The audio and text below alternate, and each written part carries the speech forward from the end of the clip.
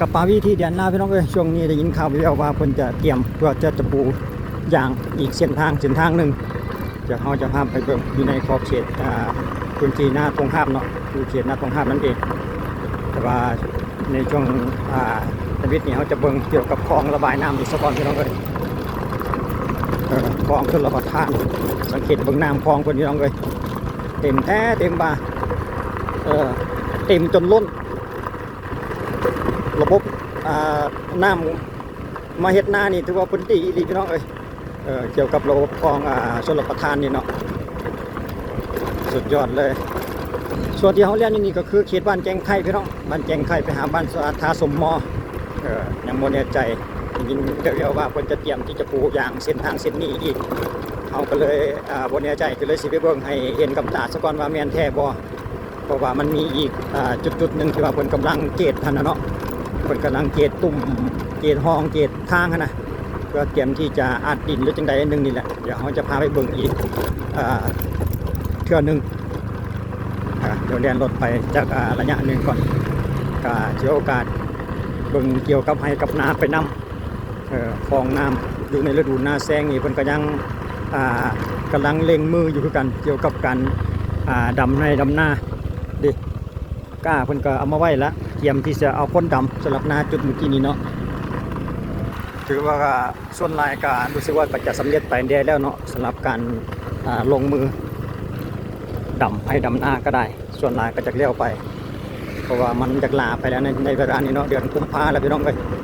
เดือนกุมภาพันธ์ปี2026สำหรับในปัจจุบันนี้เนาะอดทนเอาสกอนเพราะว่าขี้ฝุ่นรู้สึกว่าจะหลายซะเหลือเกินยามนี้มันเป็นยามแรงแดดสำหรับทางนี้เพิ่นก็ยังเป็นทางลุกลังอยู่เนาะในปัจจุบันตั้งแต่ดึกดำบรรพ์ก็ว่าได้สำหรับเส้นทางเส้นนี้เนาะที่ว่าเส้นทางบ้านแจงไข่ทาสมมอที่ว่าออกไปหาทางลาดกล้วยได้สำหรับเส้นทางเส้นนี้เนาะเป็นทางเที่ยวนาเพื่อนนั่นเองโอ้เบิ่งทงนาเพิ่นกับพี่น้องนาจุดนี้ก็แม่นเพิ่นเอารถดำรถดำนาแบบนั่งขับนะโอ้กำลังขึ้นกำลังงามเลย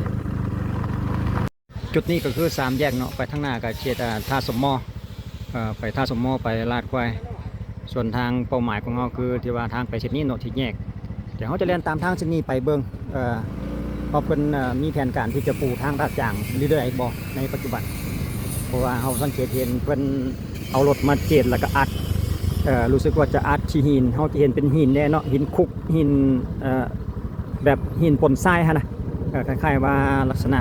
คล้ายๆทางที่ว่าเพิ่นอัดเพื่อเตรียมที่จะราดยางนั่นเองเนาะเขาก็เลยโมแน่ใจเดี๋ยวเรียนตามไปเบิ่งว่าเส้นทางเส้นนี้นี่เพิ่นอัดไปถึงจุดใดกันแท้แต่ว่าที่เนี่ยคือทางตัวนี้เนี่ยจะออกไปหาบ้านอุดมพลเนาะจะเกี่ยวออกไปหาบ้านอุดมพลแล้วก็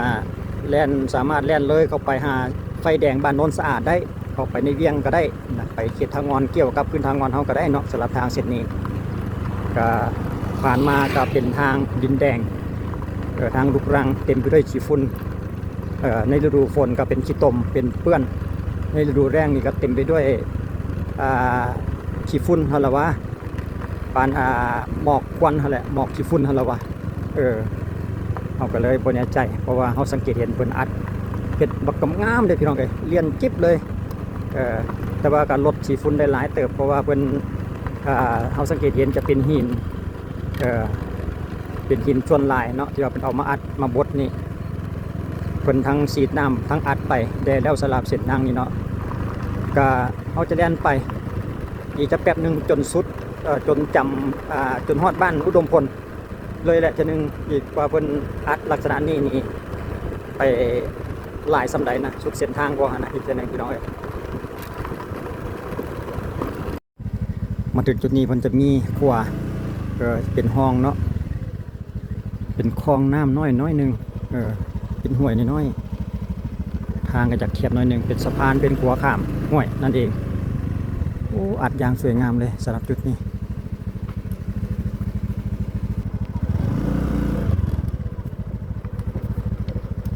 เมืองไซธานีบ้านท่าสมมอเนาะ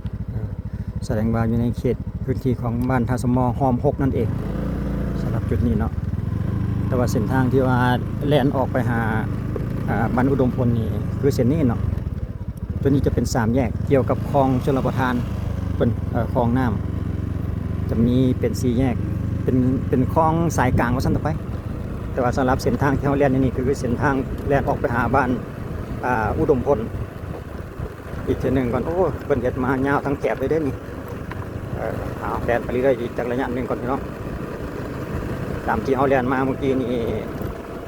เพิ่นอัดมาหมดเรียบจบงามเลยแบบที่เห็นนี่แหละโอ้ทางด้านหน้ารู้สึกว่าจะเห็นเป็นรถบดเด้นี่โอ้เพิ่นกำลังอัดมาฮอดจุดนี้พี่น้องเอ้ยเพราะว่าเขาเลี้ยวไปไกลสังเกตเห็นเป็นสีดน้ำอยู่หั่นน่ะแสดงว่ารถนี่เพิ่นรออันดินมามั้งเพิ่นกำลังอัดดินถึงจุดนี้เนาะแสดงว่ารถบดเพิ่นกำลังรอ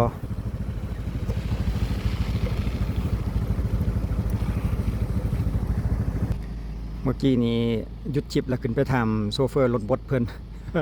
ได้ข้อมูลมาตื่มพี่น้องเพิ่นว่าเตรียมซีนปูยางแท้ว่าซั่นเด้ที่เพิ่นจอดอยู่นี่บ่แม่นจอดรอรถดำรถหินดอกเพิ่นว่าสีดน้ำไปใหม่ๆรอให้มันก้ามหน่อยนึงจังสิไปอัดว่าซั่นเด้เพราะว่าสีดใหม่ๆแล้วมันจะเปียกเด้เนาะเอาดีใจนำพ่อแม่ประชาชนอีกเทื่อนึงพี่น้องเอ้ยสำหรับเส้นทางอีกเส้นทางนึงที่ว่าเพิ่นเตรียมที่สิปูยางนี่เด้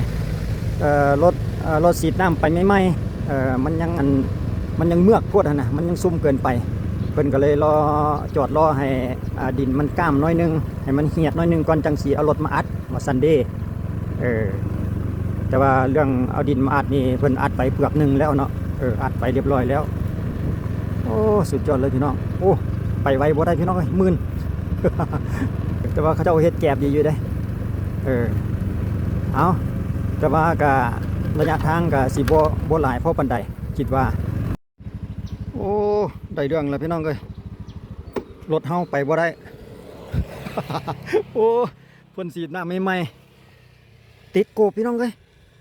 เฮ็ดจังได๋บาดนี่ต้องนี่กิ้มซะแล้วปาดโธขี้ดินเหนียวซ้ำยัดเข้าโกบรุ่นนี้มันติดมันต่ำซะแล้วไปบ่ได้เลยต้องได้กิ้มออกซะก่อนติดเลย ปลาทางไหมรถเวียบหันกบมันห่างไปได้ยุ่นเนาะเรียบร้อยหันแต่ว่าไอ้ซูโบเอกเฮานี่กบมันอยากมีปัญหาเฉพาะทางด้านหน้านี่บางโคนมันนี่ติดเลยไปบ่ได้ต้องได้ซอกไม้มาจิ้มซะก่อนเอาไปต่อบัดนี้ ดังคุกคากวะพอไปได้หน่อยหนึ่งจิ้มออกหน่อยหนึ่ง